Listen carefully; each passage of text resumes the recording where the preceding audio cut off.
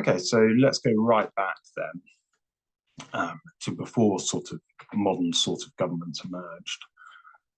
And what happens is we see from examining some of these societies who still live in more sort of smaller scale or traditional ways, is that education happens both in the private realm, so among the family, and in communal contexts or in the community. So what is important is apprenticeships, and these sort of have been important throughout human history. So in some societies, the women in the family, the girls will be taught alongside their mothers in certain roles. You can see that in the photo here. And in other societies, sort of the boys might go out, for instance, the Iroquois, and learn things like hunting that the men might focus on more. And you also have, even in some societies, adoptive families. Okay, so this happens among some Inuit peoples, for instance, where the children can, in some circumstances, sort of have control over where they grow up, which family they want to grow up with.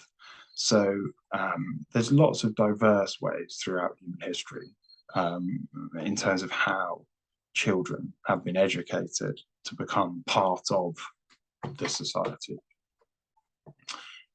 So now we're on to the sort of bit like what we call the ancient city-states, but which covered large areas and started to have complex relations. For instance, things like defined classes of citizens, for instance, who focused on learning. So this is a sort of painting of something called Aduba in ancient Sumer, and the Sumerian civilization, where you had a class who were sort of priests and scribes. And again, so we see how religion is important straight away, that important in these societies was often passing down stories, religious stories and poetry and culture in that form.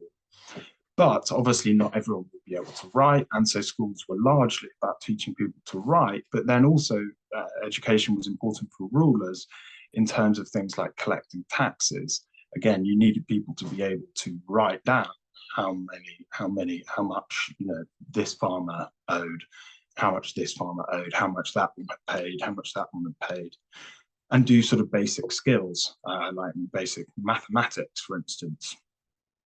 So education was important in helping the empire run and the state run, and helping it have things like a wealthy ruler who could tax its citizens.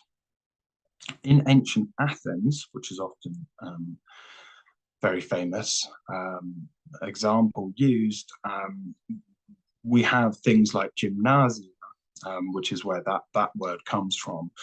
It's still used in the German school system, for instance, as a secondary name for a secondary school. But that's where, similar sort of difference between the elementary schools, who sort of give people the basic skills, and the secondary schools, where they go on to more advanced subjects. But in ancient Athens, again, it was an elite thing. It wasn't everyone who was educated.